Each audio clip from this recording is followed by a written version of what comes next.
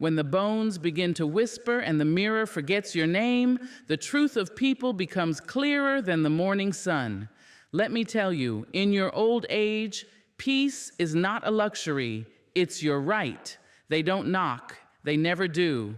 They slip in through the cracks of memory, sit at your table, and serve you stories seasoned with shame.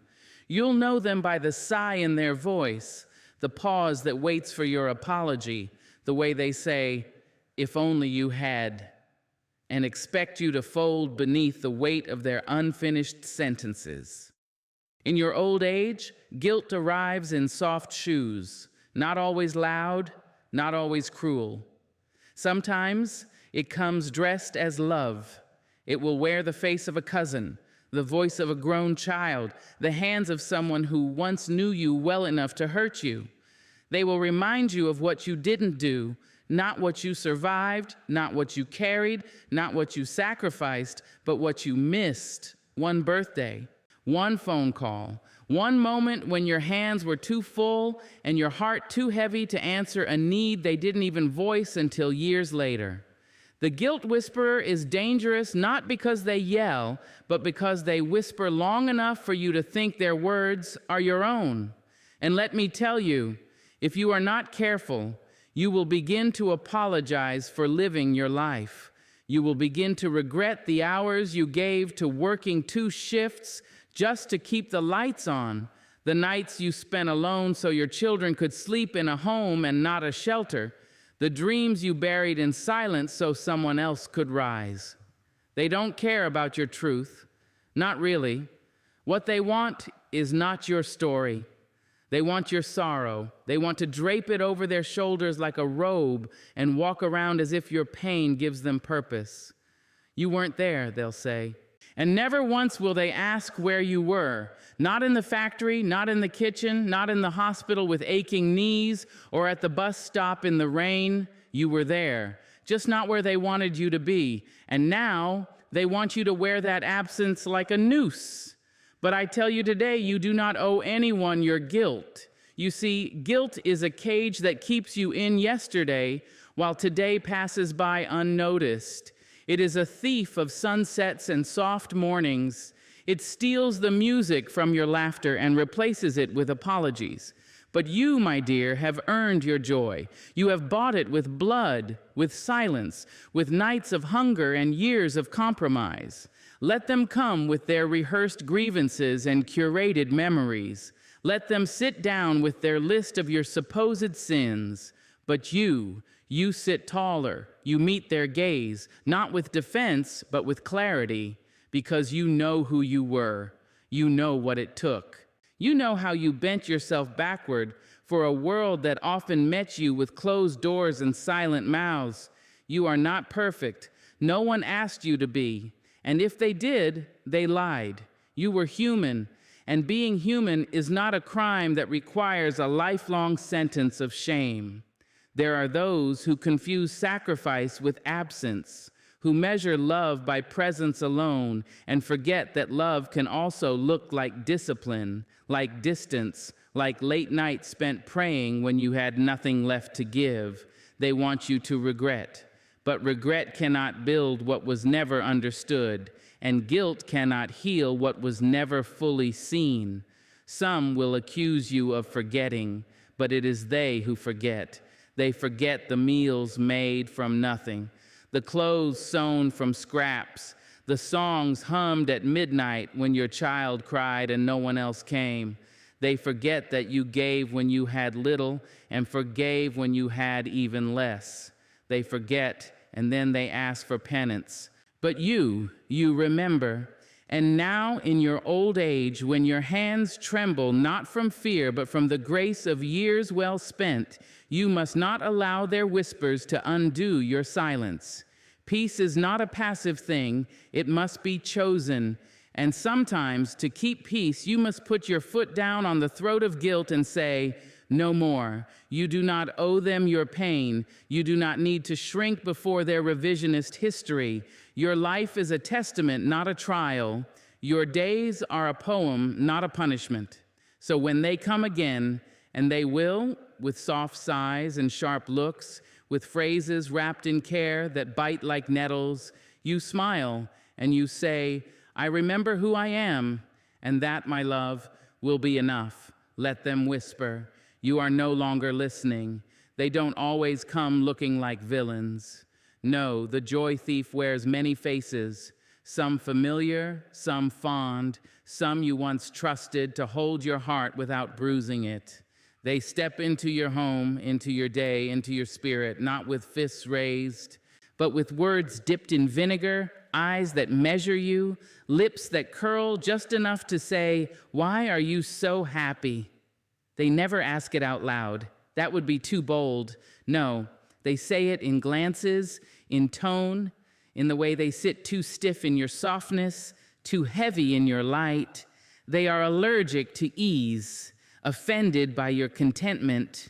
Your laughter, especially now in your older years, sounds to them like rebellion. And perhaps it is, because they expected you to be small, to be quiet, to be tired. They didn't plan for you to smile wide or dance in your kitchen while the kettle sings. They didn't prepare for your joy to bloom like wildflowers through the concrete of all you've been through.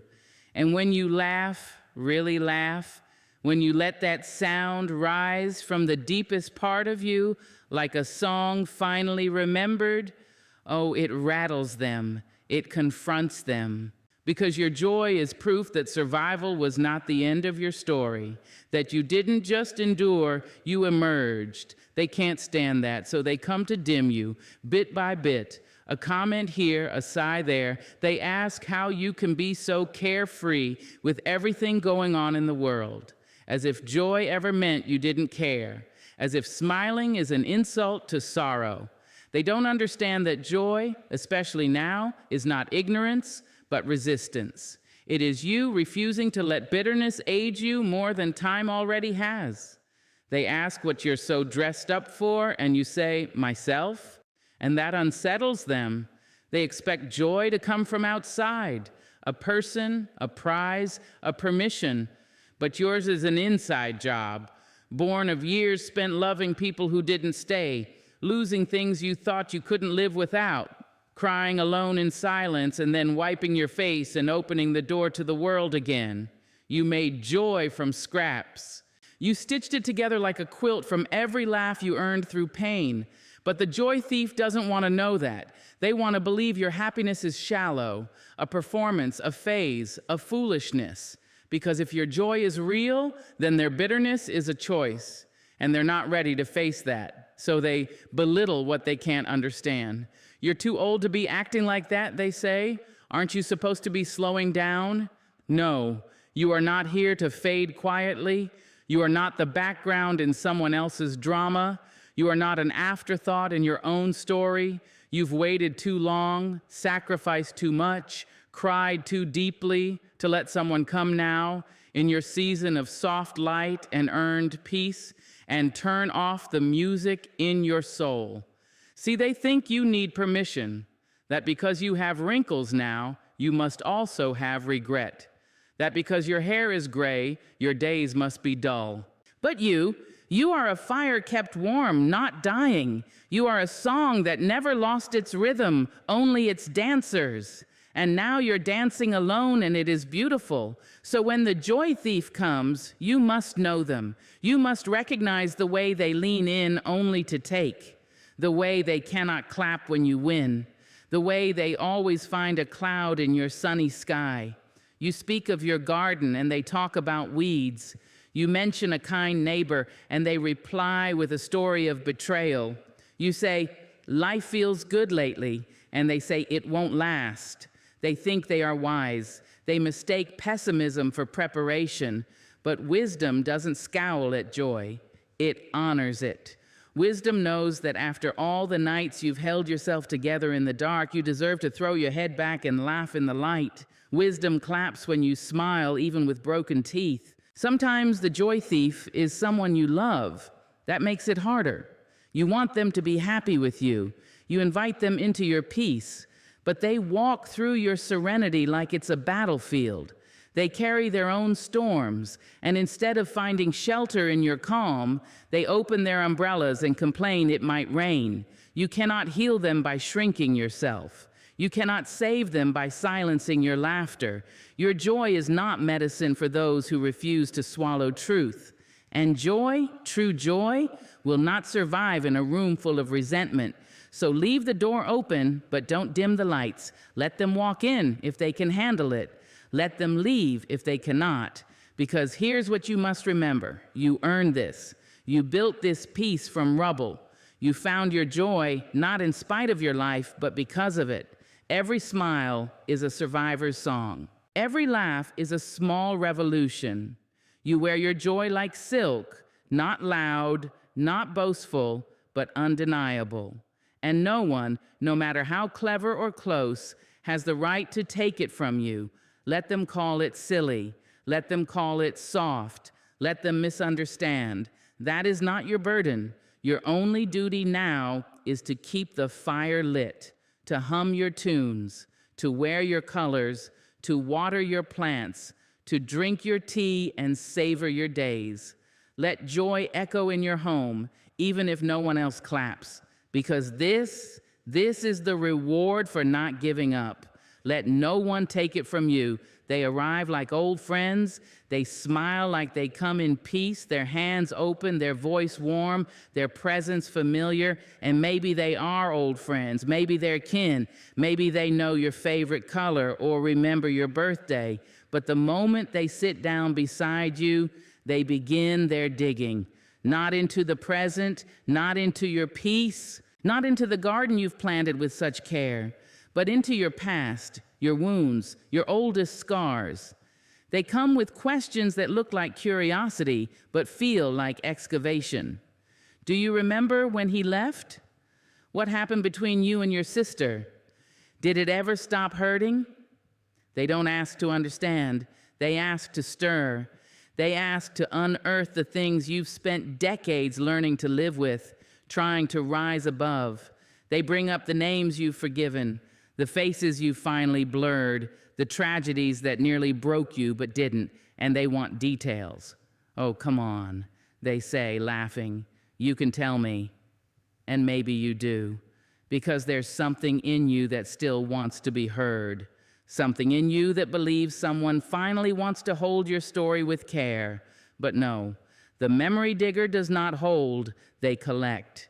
They stack your sorrow like trophies, take it back home and display it, talk about it, repeat it. Not with compassion, but with drama. They love a good tale of pain, especially if it's yours. They don't want the truth, they want the tears, they want the version of your life that makes them feel something deep and tragic.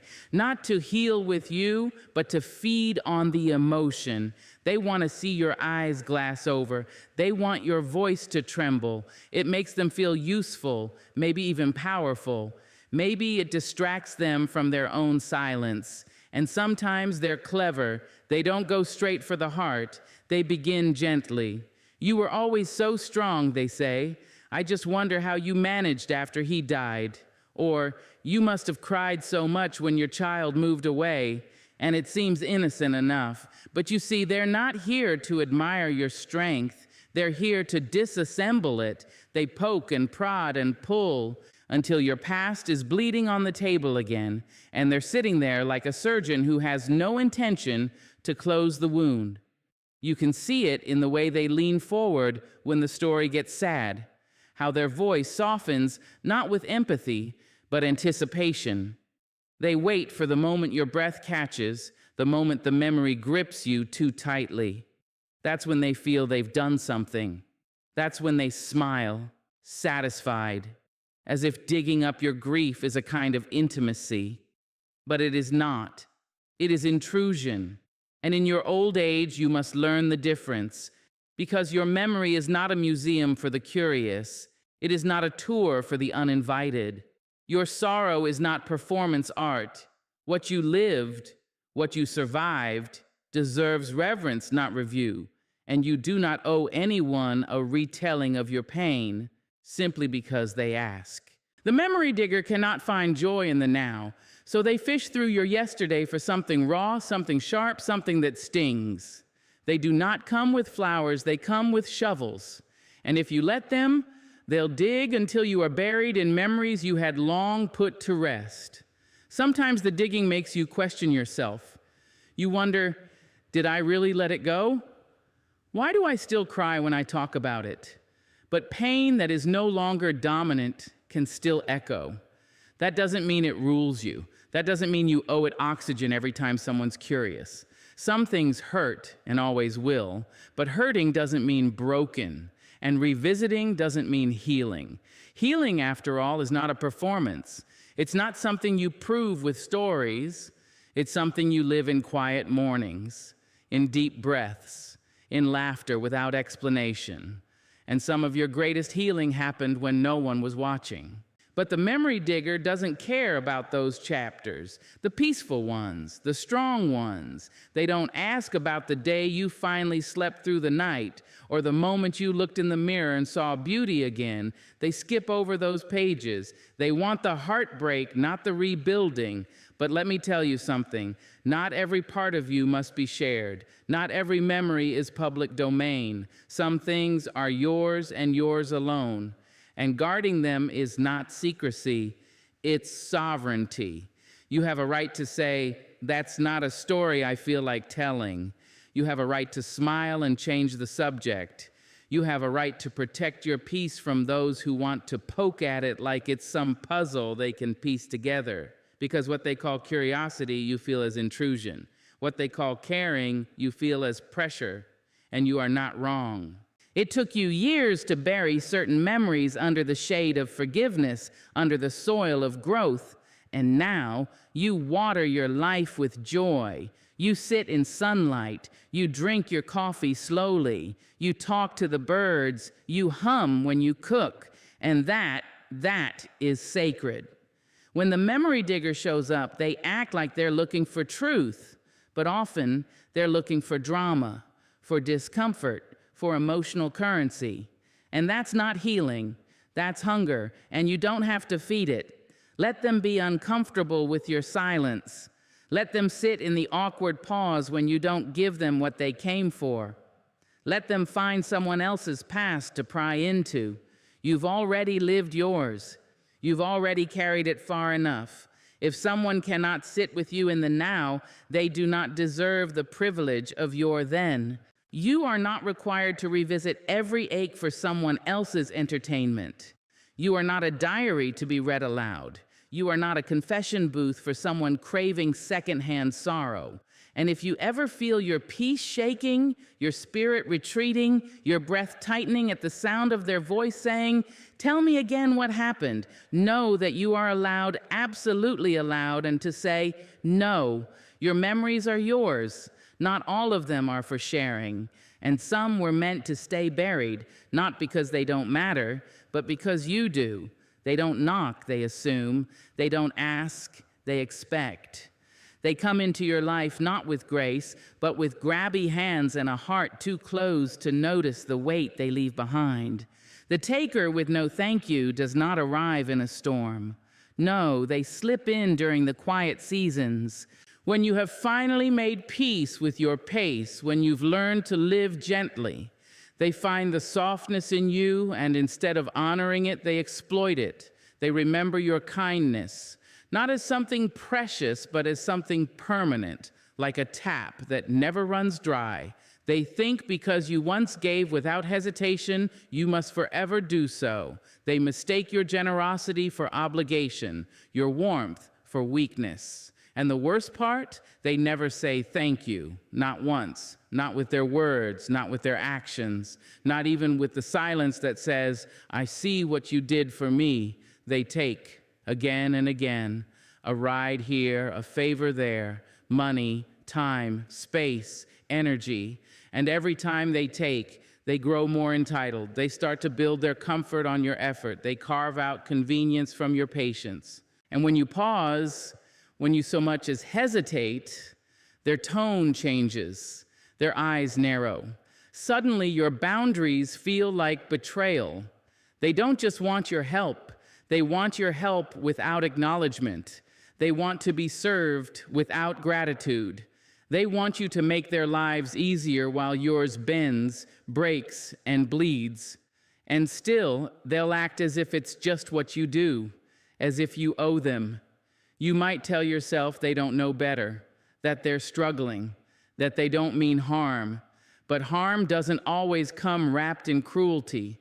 Sometimes it's the quiet erosion of your time, your peace, your effort, your presence, all given freely and received greedily. The taker with no thank you will rarely offer you anything in return, and if they do, it will come with conditions or a delay so long you forget you ever needed help.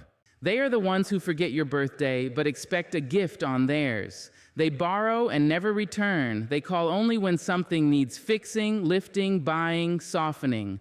And when you stop giving, when you finally say, "Not today," they vanish. Or worse, they turn cold. As if your value was only measured by what you could hand over, you might think, maybe I'm being unkind.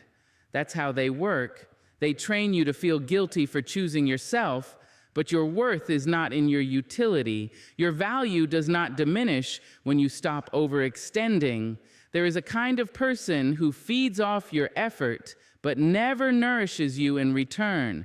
And at this point in life, after all the years, after all the giving, after all the silent sacrifices, you have earned the right to ask, who pours back into me? It doesn't make you selfish to notice who leaves you empty. It makes you wise.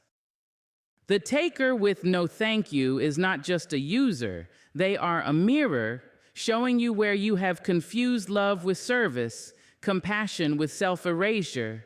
You were not put on this earth to be someone's convenience.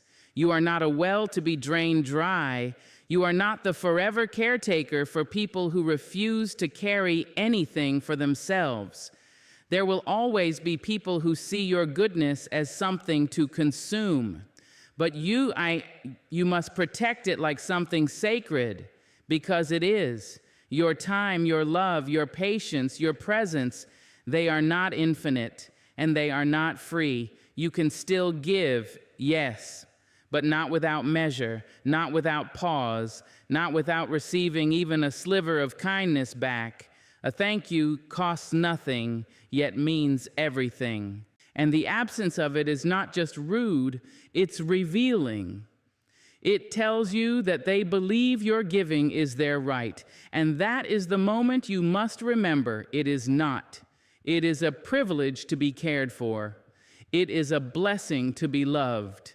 And anyone who cannot honor that with a simple, sincere thank you is not someone you need to keep pouring into.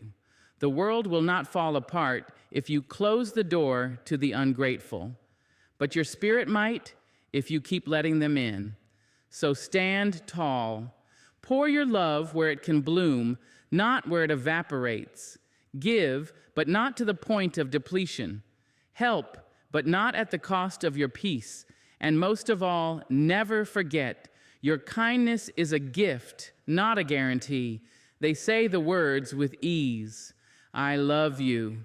Smooth as silk, soft as Sunday morning. They speak it with eyes that don't blink and a mouth that never falters. But if you stay still long enough, if you let the silence stretch between you, you'll hear something hollow behind the words. Because love, real love, is more than just said. It is shown, it is carried, it is proven. And the pretender of love has never been in the business of proving. They know what love is supposed to look like. They've studied it. They've learned the gestures, the timing, the tone. They smile at just the right moment, offer just enough sweetness to keep you soft, but never enough truth to keep you secure. They lean on your care. They drink from your attention. They bask in the warmth you give so easily, and then they leave you cold. You don't always see them coming. They don't arrive in villain's clothing. No, they come wrapped in charm and politeness. They remember your favorite song. They text good morning. They show up, but only when it's easy. They love the idea of you, your kindness, your listening, your loyalty, but not the responsibility that real love demands. They want your presence without your needs, your heart without your history, your softness without your storms. And when you ask for more, not much, just clarity, honesty, consistency, they look at you like you've ruined the moment. Why are you being so difficult? They ask. Why can't you just be happy with what we have? But what do you have? A performance, a shadow, a version of love where you give and they take and smile. And when the taking becomes too obvious, they sprinkle just enough affection to make you stay. They do not love you, they manage you. They have no desire to grow roots with you. They love in seasons. They love in convenience. They love in the shallow end. But you've always been deep water. You were never built for temporary. You've weathered too many storms to play pretend. And still, they see you and try. Maybe it's the way you love, full, without holding back. Maybe it's the way you believe, even after all you've been through. That kind of openness draws them in. But the pretender of love does not know what to do with someone who cannot be fooled forever. So they charm, they distract, they say everything but the truth. And when you grow quiet, when you begin to see the cracks in the illusion, they panic, they say more words, they make more promises. I never meant to hurt you, they'll say. This is just hard for me. But they never stay to do the work. They never lean in when it counts. They are full of intention and empty of action. You keep hoping that maybe this time they'll choose you all the way, that maybe you can be patient enough, loving enough to make them love you better. But love is not something you should have to earn after you've already given your heart. Love that makes you shrink is not love. Love that requires your silence is not love. Love that only exists on their terms is not love. It is control dressed in affection. It is loneliness with a hand to hold. And here's the hardest part. Sometimes the pretender of love doesn't even know they're pretending. They think they feel something true. But when the test comes, when life asks them to stay, to show up, to sacrifice, they vanish into the fog of I'm not ready or you deserve better. And they're right. You do. But you stayed because you believed, because love to you is not just emotion, it is action. It is choosing someone even on the days it's hard. It's honesty, not games, consistency, not convenience. And you were willing to give that. You were ready to be real. They weren't. So when they walk away, or worse, when they stay just enough to keep you from leaving, you must make the hard choice. You must choose truth over illusion. You must walk away from the echo of love and toward the real thing, even if it means being alone for a while. Because the truth is this, you don't need perfect. You don't need fireworks and flawless romance.